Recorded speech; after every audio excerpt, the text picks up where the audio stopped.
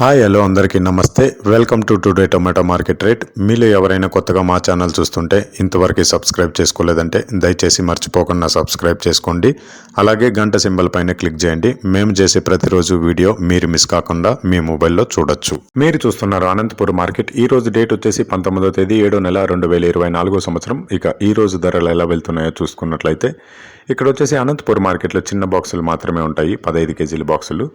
Third quality కాయలు అంటే చిన్న కాయలు, మచ్చకాయలు, పొడికాయలు ఇలాంటివి ప్రారంభం 100 రూపాయల నుంచి 270 రూపాయలు, 100 రూపీస్ టు 270 రూపీస్.